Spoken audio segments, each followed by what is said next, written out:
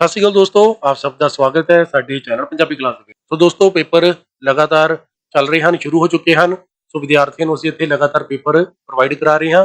ਜ਼ਿਆਦਾਤਰ ਅਸੀਂ ਕੋਸ਼ਿਸ਼ ਕਰਦੇ ਹਾਂ ਵੀ ਪੇਪਰ ਨੂੰ ਸੋਲਵ ਕਰਕੇ ਲੈ ਕੇ ਆਈਏ, ਪਰ ਕਲਾਸਾਂ ਜ਼ਿਆਦਾ ਹੋਣ ਕਰਕੇ ਅਸੀਂ ਹਰ ਪੇਪਰ ਨੂੰ ਸੋਲਵ ਕਰਕੇ ਨਹੀਂ ਲੈ ਕੇ ਆ ਸਕਦੇ। ਸੋ ਅਸੀਂ ਕਈ ਵਾਰੀ ਇਸ ਤਰ੍ਹਾਂ ਹੀ ਪੇਪਰ ਪਾ ਦਿੰਦੇ ਹਾਂ। ਠੀਕ ਹੈ ਜੀ। ਸੋ ਅੱਜ ਅਸੀਂ ਜਿਹੜਾ ਪੇਪਰ ਲੈ ਕੇ ਆਏ ਹਾਂ ਉਹ ਪੂਰੀ ਤਰ੍ਹਾਂ ਸੋਲਵ ਕਰਕੇ ਲੈ ਕੇ ਆਏ ਹਾਂ। ਇਹ ਹੈ 9ਵੀਂ ਜਮਾਤ ਵਾਲਿਆਂ ਦਾ ਪੰਜਾਬੀ B ਦਾ ਪੇਪਰ, ਜਿਹੜਾ ਹੈ 1 ਅਕਤੂਬਰ ਨੂੰ, ਯਾਨੀ ਕਿ ਪਰਸੋਂ ਨੂੰ ਹੈ। ਪਰ ਫਿਰ ਵੀ ਅਸੀਂ ਐਡਵਾਂਸ ਵਿੱਚ ਲੈ ਕੇ ਆ ਰਹੇ ਹਾਂ, ਕਿਉਂਕਿ ਕਈਆਂ ਨੇ ਪੰਜਾਬੀ ਏ ਦਾ ਪੇਪਰ ਜਿਹੜਾ ਹੈ ਕੱਲ ਉਹਨਾਂ ਨੇ ਕੰਪਲੀਟ ਕਰ ਲਿਆ ਹੈ। ਸੋ ਕਾਫੀ ਸਾਰੇ ਕਮੈਂਟ ਆਉਂਦੇ ਹਨ ਇਸ ਤਰ੍ਹਾਂ ਬਾਕੀ ਦੇ ਪੇਪਰ ਵੀ ਨਾਲ ਦੀ ਨਾਲ ਪਾ ਦਿਆ ਕਰੋ, ਤਾਂ ਜੋ ਅਸੀਂ ਉਹਨਾਂ ਦੀ ਵੀ ਤਿਆਰੀ ਕਰ ਲਈਏ। ਠੀਕ ਹੈ ਜੀ। ਸੋ ਦੋਸਤੋ ਸ਼ੁਰੂ ਕਰਦੇ ਹਾਂ। ਸੋ ਦੋਸਤੋ ਸ਼ੁਰੂ ਕਰਨ ਤੋਂ ਪਹਿਲਾਂ ਚੈਨਲ ਨੂੰ ਜਰੂਰ ਸਬਸਕ੍ਰਾਈਬ ਕਰ ਲਿਓ, ਤਾਂ ਜੋ ਇਸ ਤਰ੍ਹਾਂ ਦੀਆਂ ਵੀਡੀਓ ਤੁਹਾਨੂੰ ਮਿਲਦੇ ਰਹਿਣ, ਕੋਈ ਵੀ ਨੋਟੀਫਿਕੇਸ਼ਨ ਮਿਸ ਨਾ ਹੋਵੇ। ਠੀਕ ਹੈ ਜੀ। ਸੋ ਆਓ ਸ਼ੁਰੂ ਕਰਦੇ ਹਾਂ। ਪੰਜਾਬੀ B 9ਵੀਂ ਜਮਾਤ। ਸੋ ਕੁੱਲ ਅੰਕ ਨੇ 65, ਸੁੰਦਰ ਲਿਖਾਈ ਦੇ 5 ਨੇ। ਠੀਕ ਹੈ ਜੀ। ਸੋ ਪ੍ਰਸ਼ਨ ਨੰਬਰ 2, ਸਾਰੇ ਪ੍ਰਸ਼ਨ ਲਾਜ਼ਮੀ ਹਨ, 10 ਨੰਬਰਾਂ ਦੇ ਹਨ। ਸੋ ਸ਼ੁਰੂ ਕਰਦੇ ਹਾਂ। ਨੰਬਰ 1, ਭਾਸ਼ਾ ਦਾ ਸ਼ੁੱਧ ਅਤੇ ਮਿਆਰੀ ਰੂਪ ਸਮਝਣ ਲਈ ਕਿਸ ਚੀਜ਼ ਦੀ ਬੜੀ ਮਹੱਤਤਾ ਹੈ? इसका उत्तर है व्याकरण। नंबर 2, रचित शब्द कितने प्रकार के होंगे हैं? इसका उत्तर है रचित शब्द 2 तरह के होंगे हैं। नंबर 1, समासी शब्द। नंबर 2, उत्पन्न शब्द। नंबर 3, बोली कितने प्रकार की होंगी है? इसका उत्तर भाषा या बोली 2 प्रकार की होंगी है। एक आम बोलचाल की बोली, नंबर 2 लिखती भाषा। नंबर 4, समासी का शब्दी अर्थ की है? उत्तर समासी का अर्थ है जोड़ना या संक्षेप करना। अगे प्रश्न नंबर 5, गैर गेतर ला के शब्द बनाओ। ਇਹਦਾ ਸੌਖਾ ਹੀ ਹੈ, ਗੈਰ ਹਾਜ਼ਰ ਲਿਖ ਸਕਦੇ ਹੋ ਤੁਸੀਂ। ਸੋ ਅੱਗੇ ਹੈ ਨੰਬਰ 6, ਵਿਆਕਰਣ ਦੇ ਜਿਸ ਭਾਗ ਵਿੱਚ ਸ਼ਬਦਾਂ ਦਾ ਅਧਿਐਨ ਕੀਤਾ ਜਾਂਦਾ ਹੈ ਉਸ ਨੂੰ ਕੀ ਕਹਿੰਦੇ ਹਨ? ਇਸ ਦਾ ਉੱਤਰ ਹੈ ਸ਼ਬਦ ਬੋਧ। ਨੰਬਰ 7, ਵਿਆਕਰਣ ਦੇ ਕਿੰਨੇ ਅੰਗ ਹਨ? ਉੱਤਰ 4, ਧੁਨੀ ਬੋਧ, ਸ਼ਬਦ ਬੋਧ, ਵਾਕ ਬੋਧ ਤੇ ਅਰਥ ਬੋਧ। ਸੋ ਅੱਗੇ ਹੈ ਨੰਬਰ 9, ਆਕਲ ਪਿਛੇਤਰ ਵਾਲਾ ਸ਼ਬਦ ਲਿਖੋ। ਸੋ ਇਹ ਹੁਣ ਤੁਸੀਂ ਲਿਖਣਾ ਹੈ ਆਕਲ। ਸੋ ਬੱਚੇ ਇੱਥੇ ਤੁਹਾਨੂੰ ਛੋਟੀ ਜਿਹੀ ਜਾਣਕਾਰੀ ਅਸੀਂ ਦੇਣਾ ਚਾਹੁੰਦੇ ਹਾਂ। ਸੋ ਬਹੁਤ ਸਾਰੇ ਵਿਦਿਆਰਥੀ ਨੇ ਤੇ ਕਨਫਿਊਜ਼ ਹੋ ਜਾਂਦੇ ਹਨ ਕਿ ਜਿਹੜਾ ਇਹ ਸ਼ਬਦ ਹੈ ਬਿਲਕੁਲ ਐਗਜ਼ੈਕਟ ਇਹੀ ਲਿਖਣਾ ਹੈ। ਠੀਕ ਹੈ ਜੀ। ਬਹੁਤ ਸਾਰੇ ਇਹ ਜਿਹੜੇ ਵਿਦਿਆਰਥੀ ਹਨ ਇਹਨਾਂ 'ਚ ਕਨਫਿਊਜ਼ ਆਉਂਦੇ ਨੇ, ਸਰ ਵੀ ਆਕਲ ਲਿਖਿਆ ਹੈ, ਆਕਲ ਤੋਂ ਤਾਂ ਕੋਈ ਸ਼ਬਦ ਬਣਦਾ ਨਹੀਂ ਹੈ, ਹਨਾ। ਸੋ ਇਹਦਾ ਤੁਹਾਨੂੰ ਦੱਸ ਦਿਆਂ ਵੀ ਇਹਦੇ ਵਿੱਚ ਜ਼ਰੂਰੀ ਨਹੀਂ ਹੈ ਵੀ ਤੁਹਾਨੂੰ ਇਹੀ ਸਪੈਲਿੰਗ ਲਿਖਣੀ ਹਨ ਬਿਲਕੁਲ ਐਗਜ਼ੈਕਟਲੀ। ਤੁਸੀਂ ਜਿਹੜੇ ਸ਼ਬਦ ਵੀ ਇੱਥੋਂ ਚੱਕ ਸਕਦੇ ਹੋ, ਯਾਨੀ ਕਿ ਇਹਦਾ ਸਾਊਂਡ ਜਿਹੜਾ ਹੈ ਤੁਸੀਂ ਇੱਥੋਂ ਲੈ ਸਕਦੇ ਹੋ। ਤਾਂ ਤੁਹਾਨੂੰ ਹੁਣ ਦੱਸਦੇ ਹਾਂ ਕਿਵੇਂ। ਸੋ ਆਕਲ ਹੈ, ਇਹਦਾ ਸ਼ਰਮਾਕਲ ਬਣ ਸਕਦਾ ਹੈ। ਦੇਖੋ ਸ਼ਰਮਾਕਲ ਜਦੋਂ ਅਸੀਂ ਲਿਖਦੇ ਹਾਂ ਉਹਦੇ ਵਿੱਚ ਐੜੇ ਨੂੰ ਕੰਨਾ ਨਹੀਂ ਲੱਗਦਾ ਹੈ, ਇਹ ਸ਼ਬਦ ਨਹੀਂ ਆਉਂਦਾ ਹੈ ਉਹਦੇ ਵਿੱਚ ਆਕਲ, ਹਨਾ। ਪਰ ਇਹ ਧੁਨੀ ਆਪਾਂ ਲੈਣੀ ਹੈ ਇਹਨਾਂ ਦੀ। ਜਿਵੇਂ ਆਕਲ ਲਿਖਿਆ ਹੈ ਇਹਦਾ ਬਣਦਾ ਹੈ ਸ਼ਰਮਾਕਲ, ਡਰਾਕਲ, ਦੌੜਾਕਲ, ਤੁਰਾਕਲ। ਸੋ ਇਸ ਤਰ੍ਹਾਂ ਦੇ ਬਣ ਸਕਦੇ ਹਨ। ਜ਼ਰੂਰੀ ਨਹੀਂ ਹੈ ਵੀ ਪੂਰਾ ਐਗਜ਼ੈਕਟ ਐੜੇ ਨੂੰ ਕੰਨਾ ਕੱਕਾ ਲੱਲਾ ਹੀ ਨਾ ਲਾਵੇ। ਸੋ ਇਹ ਧਿਆਨ ਰੱਖਣਾ ਇਸ ਚੀਜ਼ ਦਾ, ਨੰਬਰ ਨਾ ਕਟਵਾ ਲੈਣਾ ਆਪਣਾ। ਠੀਕ ਹੈ ਜੀ। ਸੋ ਵੱਧਦੇ ਹਾਂ ਅੱਗੇ। ਅੱਗੇ ਹੈ ਪਿਆਰਾ। ਸੋ ਇਹਦੀ ਸਪੈਲਿੰਗ ਸਹੀ ਲਿਖਣੇ ਹਨ, ਸੌਖਾ ਹੈ, ਤੁਸੀਂ ਲਿਖ ਲਿਓ। ਹੁਣ ਵੱਧਦੇ ਹਾਂ ਅੱਗੇ। ਪ੍ਰਸ਼ਨ ਨੰਬਰ 3, ਕਿਸੇ ਇੱਕ ਵਿਸ਼ੇ ਤੇ ਲਗਭਗ 400 ਸ਼ਬਦਾਂ ਵਿੱਚ ਲੇਖ ਲਿਖੋ। ਸੋ ਤੁਹਾਨੂੰ ਆਪਸ਼ਨਾਂ ਦਿੱਤੀਆਂ ਹਨ ਥੱਲੇ 4, ਸੰਚਾਰ ਦੇ ਸਾਧਨ, 15 ਅਗਸਤ, ਵਿਸਾਖੀ, ਸ਼ਹੀਦ ਭਗਤ ਸਿੰਘ। ਠੀਕ ਹੈ ਜੀ। ਸੋ ਤੁਹਾਨੂੰ ਜਿਹੜੇ ਵੀ ਚੰਗੀ ਤਰ੍ਹਾਂ ਆਉਂਦੇ ਹਨ ਉਹ ਤੁਸੀਂ ਕਰਨਾ ਹੈ, ਇੰਪੋਰਟੈਂਟ ਹੈ, 10 ਨੰਬਰਾਂ ਦਾ ਹੈ। ਠੀਕ ਹੈ ਜੀ। ਸੋ ਬੱਚਿਓ ਅਸੀਂ ਤੁਹਾਡੇ ਲਈ 2 ਲੈ ਕੇ ਆਏ ਹਾਂ, ਇੱਕ ਸੰਚਾਰ ਦੇ ਸਾਧਨ ਜਿਹੜੇ ਇੰਪੋਰਟੈਂਟ ਹਨ, ਤੇ ਦੂਸਰਾ ਲੈ ਕੇ ਆਏ ਹਾਂ ਅਸੀਂ ਤੁਹਾਡੇ ਲਈ ਸ਼ਹੀਦ ਭਗਤ ਸਿੰਘ। ਸੋ ਦੋਨਾਂ ਦੇ ਵਿੱਚੋਂ ਕੋਈ ਵੀ ਆ ਸਕਦਾ ਹੈ। ਸੋ ਤਿਆਰੀ ਕਰ ਲੈਣਾ। ਮੈਂ ਫਟਾਫਟ ਇੱਕ ਵਾਰੀ ਪੜ੍ਹ ਦਿੰਦਾ ਹਾਂ। ਸਭ ਤੋਂ ਪਹਿਲਾਂ ਸੰਚਾਰ ਦੇ ਸਾਧਨ, ਜਾਣ ਪਛਾਣ।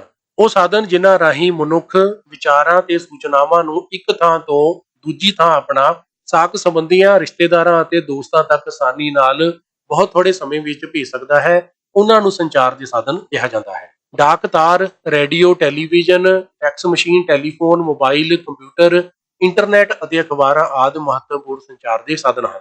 ਇਹਨਾਂ ਸਾਧਨਾਂ ਨੇ ਮਨੁੱਖ ਦੀ ਜ਼ਿੰਦਗੀ ਬਹੁਤ ਸੌਖੀ ਕਰ ਦਿੱਤੀ ਹੈ। ਇੱਕ ਸਮਾਂ ਅਜਿਹਾ ਸੀ ਜਦੋਂ ਮਨੁੱਖ ਸੰਦੇਸ਼ ਭੇਜਣ ਲਈ ਮਨੁੱਖ ਨੂੰ ਹੀ ਦੂਤ ਬਣਾ ਕੇ ਪੈਦਲ ਜਾਂ ਊਠ ਘੋੜਿਆਂ ਰਾਹੀਂ ਭੇਜਦਾ ਸੀ। ਪੁਰਾਣੇ ਸਮਿਆਂ ਵਿੱਚ ਮਨੁੱਖ ਕਬੂਤਰ ਵਰਗੇ ਪੰਛੀਆਂ ਰਾਹੀਂ ਵੀ ਸੰਦੇਸ਼ ਭੇਜਣ ਦਾ ਕੰਮ ਲੈਂਦਾ ਰਿਹਾ ਹੈ। ਅੱਜ ਸਾਡੇ ਕੋਲ ਬਹੁਤ ਵਿਕਸਿਤ ਸਾਧਨ ਹਨ। ਵਿਗਿਆਨ ਦੀ ਦੇਣ। ਅਜੋਕੇ ਸਮੇਂ ਵਿਗਿਆਨ ਨੇ ਮਨੁੱਖੀ ਸਭਿਅਤਾ ਦੀ ਤਸਵੀਰ ਬਦਲ ਕੇ ਰੱਖ ਦਿੱਤੀ ਹੈ। ਵਿਗਿਆਨਿਕ ਖੋਜਾਂ ਦੁਆਰਾ ਮਨੁੱਖ ਨੇ ਅਸੰਭਵ ਨੂੰ ਸੰਭਵ ਕਰ ਦਿਖਾਇਆ ਹੈ। ਵਿਗਿਆਨ ਨੇ ਸੰਸਾਰ ਨੂੰ ਇੱਕ ਪਿੰਡ ਜਾਂ ਸ਼ਹਿਰ ਵਾਂਗ ਬਣਾ ਦਿੱਤਾ ਹੈ।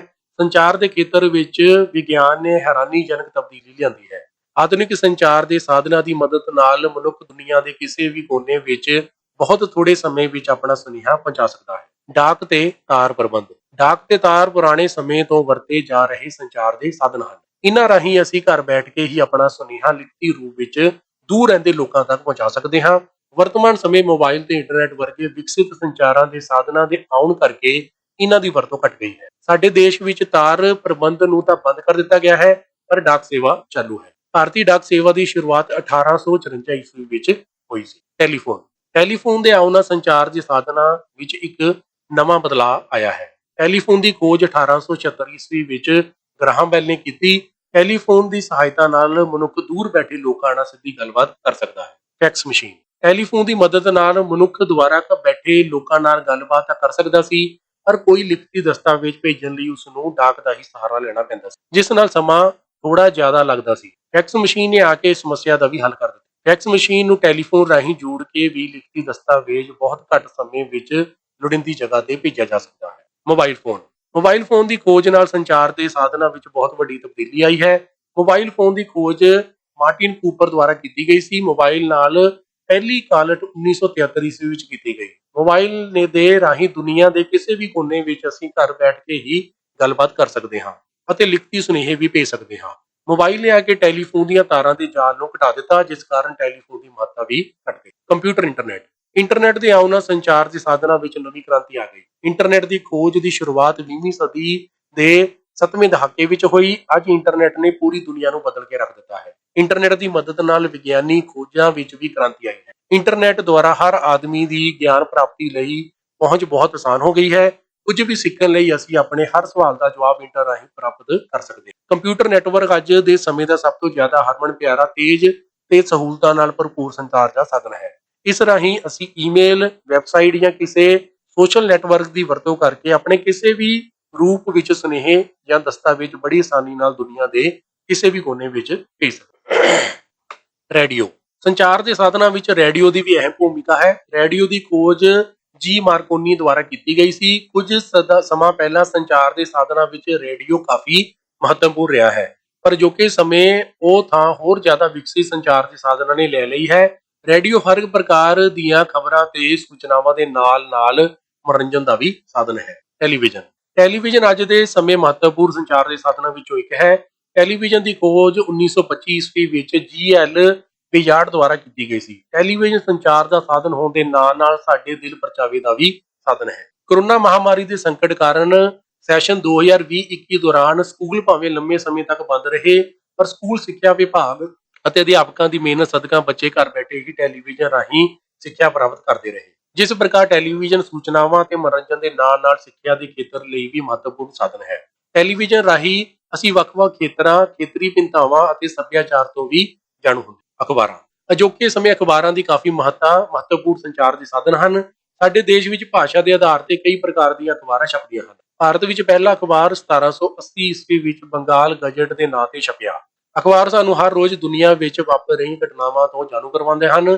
ਪੰਜਾਬੀ ਭਾਸ਼ਾ ਵਿੱਚ ਕਈ ਅਖਬਾਰਾਂ ਛਪਦੀਆਂ। ਸਿੱਟਾ ਉਪਰੋਕਤ ਜਾਣਕਾਰੀ ਦੇ ਆਧਾਰ ਤੇ ਅਸੀਂ ਕਹਿ ਸਕਦੇ ਹਾਂ ਕਿ ਅੱਜ ਦੇ ਵਿਗਿਆਨਿਕ ਯੁੱਗ ਵਿੱਚ ਸੰਚਾਰ ਦੇ ਸਾਧਨਾਂ ਨੇ ਹੈਰਾਨੀਜਨਕ ਤਰੱਕੀ ਕੀਤੀ ਹੈ। ਇਹਨਾਂ ਦੇ ਕਰਕੇ ਅੱਜ ਦੇ ਮਨੁੱਖ ਦਾ ਜੀਵਨ ਸੁੱਖ ਸਹੂਲਤਾਂ ਨਾਲ ਭਰਪੂਰ ਹੋ ਗਿਆ ਹੈ। ਜਿੱਥੇ ਇਹਨਾਂ ਸੰਚਾਰਾਂ ਦੇ ਸਾਧਨਾਂ ਨੇ ਮਨੁੱਖ ਲਈ ਹਰ ਕੰਮ ਆਸਾਨ ਕੀਤਾ ਹੈ, ਉੱਥੇ ਕੁਝ ਸ਼ਰਾਰਤੀ ਅਤੇ ਅਪਰਾਧੀ ਬਿਰਤੀ ਵਾਲੇ ਵਿਅਕਤੀ ਅਣਜਾਣ ਜਾਂ ਘੱਟ ਪੜ੍ਹੇ ਲਿਖੇ ਲੋਕਾਂ ਨੂੰ ਇੰਟਰਨੈਟ ਦੀ ਵਰਤੋਂ ਨਾਲ ਆਪਣੀ ਲੁੱਟ ਦਾ ਸ਼ਿਕਾਰ ਬਣਾ ਰਹੇ ਹਨ। ਇਸ ਲਈ ਸਾਨੂੰ ਮੋਬਾਈਲ ਤੇ ਇੰਟਰਨੈਟ ਵਰਗੇ ਆਧੁਨਿਕ ਸਾਧਨਾਂ ਦੀ ਵਰਤੋਂ ਕਰਦੇ ਸਮੇਂ ਸਾਵਧਾਨ ਤੇ ਸੁਚੇਤ ਰਹਿਣਾ ਚਾਹੀਦਾ। ਸੋ ਅੱਗੇ ਹੈ ਸ਼ਹੀਦ ਭਗਤ ਸਿੰਘ। ਸੋ ਬੱਚਿਓ, ਇਹ ਇੰਪੋਰਟੈਂਟ ਹੈ। ਤੁਹਾਨੂੰ ਵੀ ਪਤਾ ਹੈ ਸ਼ਹੀਦ ਭਗਤ ਸਿੰਘ ਦਾ 2 ਦਿਨ ਪਹਿਲਾਂ ਜਨਮ ਦਿਨ ਆਇਆ ਸੀਗਾ। ਸਕੂਲਾਂ ਦੇ ਵਿੱਚ ਸਾਰਿਆਂ ਨੂੰ ਉਹਨਾਂ ਬਾਰੇ ਦੱਸਿਆ ਗਿਆ ਸੀ। ਸੋ ਕਾਫੀ ਜ਼ਿਆਦਾ ਚਾਂਸ ਨੇ ਇਹ ਐਸੇ ਤੁਹਾਨੂੰ ਜ਼ਰੂਰ ਆਏਗਾ। ਸੋ ਕਰਦੇ ਹਾਂ ਸ਼ਹੀਦ ਭਗਤ ਸਿੰਘ ਜਾਣ ਪਛਾਣ।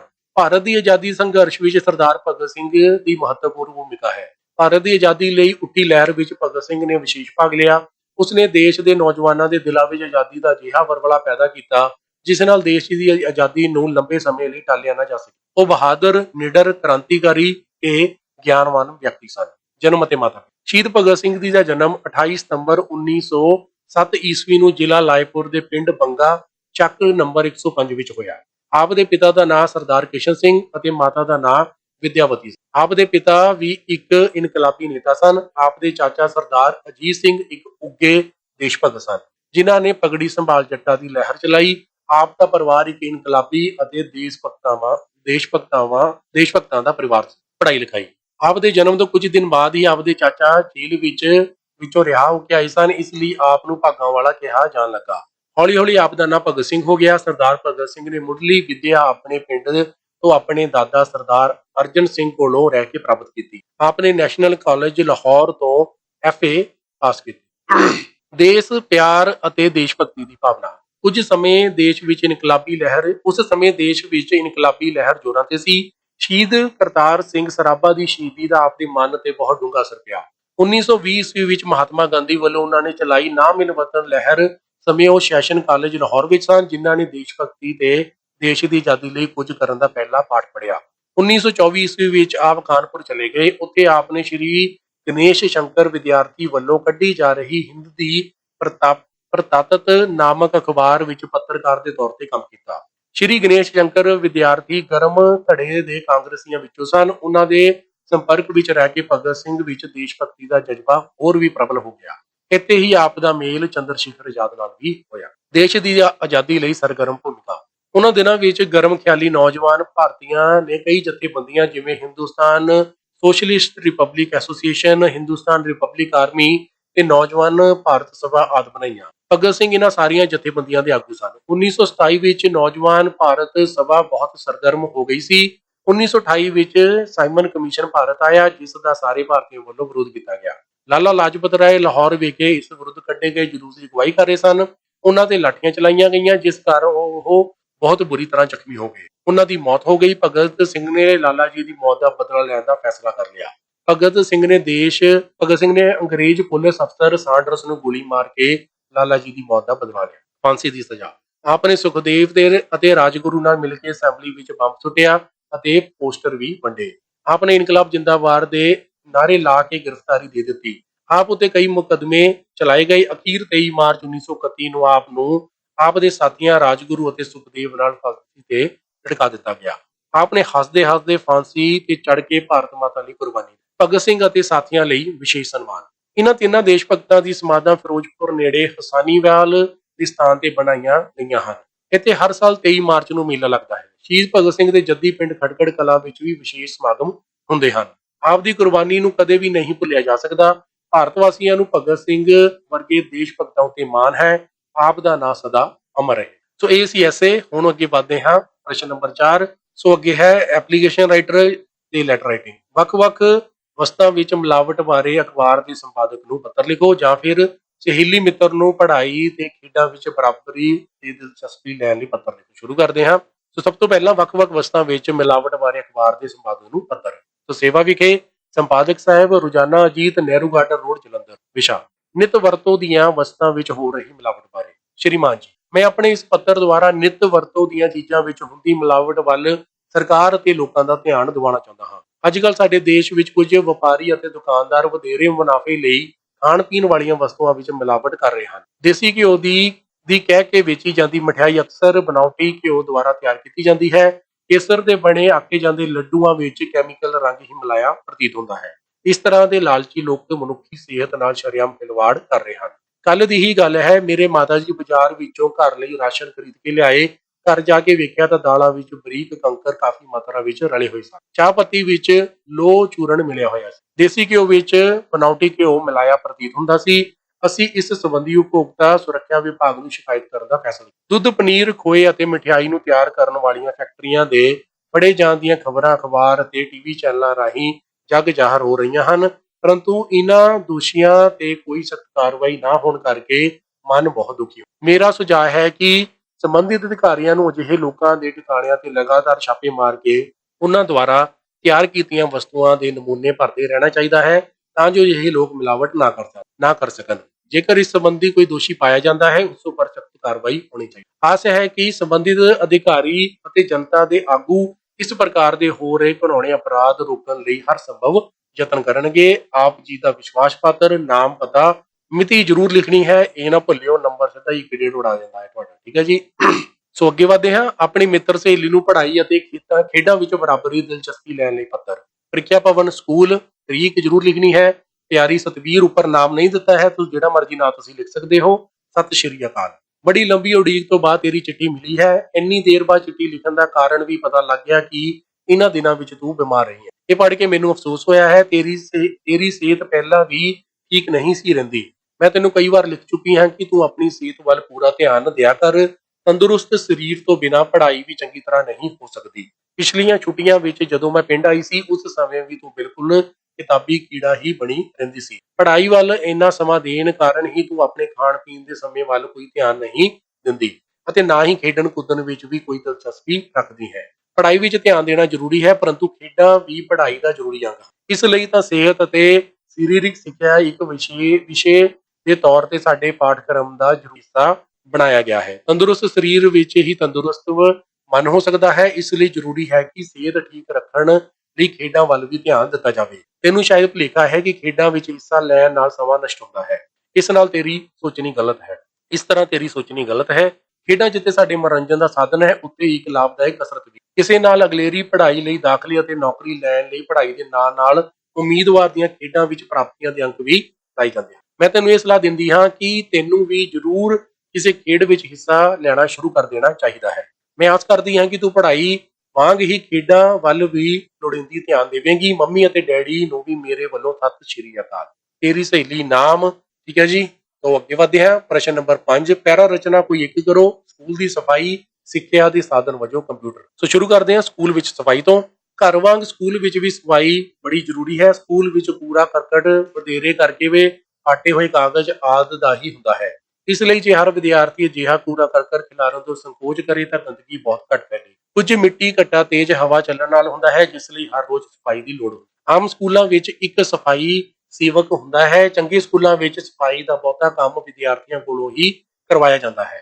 ਇਸ ਤਰ੍ਹਾਂ ਉਹਨਾਂ ਨੂੰ ਆਪਣੀ ਸਫਾਈ ਆਪ ਕਰਨ ਦੀ ਜਾਂਚ ਆਉਂਦੀ ਹੈ। ਕਈ ਸਕੂਲਾਂ ਵਿੱਚ ਵੱਖ-ਵੱਖ ਸ਼੍ਰੇਣੀਆਂ ਦੇ ਸਫਾਈ ਮੁਕਾਬਲੇ ਹੁੰਦੇ ਹਨ। ਇਸ ਲਈ ਹਰ ਸ਼੍ਰੇਣੀ ਦੇ ਵਿਦਿਆਰਥੀ ਆਪਣੇ ਆਲੇ ਦੁਆਲੇ ਨੂੰ ਇੱਕ ਘੱਟ ਗੰਦੇ ਕਰਨ ਅਤੇ ਦੂਜੇ ਪਾਸੇ ਸਾਫ਼ ਰੱਖਣ ਦੀ ਪੂਰੀ ਕੋਸ਼ਿਸ਼ ਕਰਦੇ ਹਨ। ਸੋ ਅੱਗੇ ਸਿੱਖਿਆ ਦੇ ਸਾਧਨ ਵਜੋਂ ਕੰਪਿਊਟਰ। ਕੰਪਿਊਟਰ ਵਿਗਿਆਨ ਦੀ ਇੱਕ ਅਦਭੁਤ ਖੋਜ ਹੈ, ਜਿਸ ਨੇ ਮਨੁੱਖੀ ਜੀਵਨ ਵਿੱਚ ਕ੍ਰਾਂਤੀ ਲਿਆਂਦੀ। ਕੰਪਿਊਟਰ ਟੈਕਨੋਲੋਜੀ ਦੇ ਵਿਕਾਸ ਦੀ ਇੱਕ ਸਿਖਰ ਹੈ। ਕੰਪਿਊਟਰ ਨੇ ਮਨੁੱਖੀ ਦਿਮਾਗ ਦੇ ਗੁੰਝਲਦਾਰ ਕੰਮਾਂ ਨੂੰ ਸਾਂਭ ਲਿਆ ਹੈ ਅਤੇ ਇੰਟਰਨੈਟ ਨਾਲ ਸੰਸਾਰ ਦੇ ਕੋਨੇ-ਕੋਨੇ ਨੂੰ ਆਪਸ ਵਿੱਚ ਜੋੜ ਦਿੱਤਾ ਹੈ। ਕੰਪਿਊਟਰ ਦੀ ਸਿੱਖਿਆ ਅੱਜ ਦੇ ਸਮੇਂ ਦੀ ਮੁੱਖ ਲੋੜ ਬਣ ਗਈ ਹੈ। ਇਸ ਤੋਂ ਬਿਨਾਂ ਪ੍ਰਾਪਤ ਕੀਤੀ ਕੋਈ ਵੀ ਸਿੱਖਿਆ ਅਧੂਰੀ ਜਾਪਦੀ ਹੈ।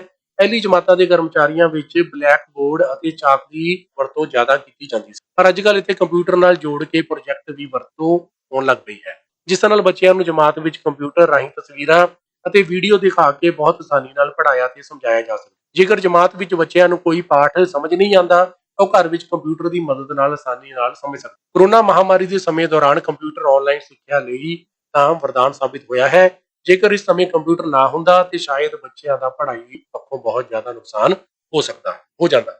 ਸੋ ਅੱਗੇ ਹੈ ਨੰਬਰ 6, ਕਿਸੇ 5 ਮੁਹਾਵਰਿਆਂ ਨੂੰ ਵਾਕਾਂ ਵਿੱਚ ਇਸ ਤਰ੍ਹਾਂ ਵਰਤੋ ਕਿ ਉਹਨਾਂ ਦੇ ਅਰਥ ਸਪਸ਼ਟ ਹੋ ਜਾਣ। ਇਹ ਤੁਸੀਂ ਖੁਦ ਕਰ ਲੈਣਾ, ਸੌਖਾ ਹੀ ਹੈ। ਅੱਗੇ ਨੰਬਰ 7, ਵਿਆਕਰਣ ਦੀ ਪੜ੍ਹਾਈ ਕਿਉਂ ਜ਼ਰੂਰੀ ਹੈ ਜਾਂ ਫਿਰ ਅਰਥ ਬੋਧ ਤੋਂ ਕੀ ਭਾਵ ਹੈ। ਆਓ ਸ਼ੁਰੂ ਕਰਦੇ ਹਾਂ।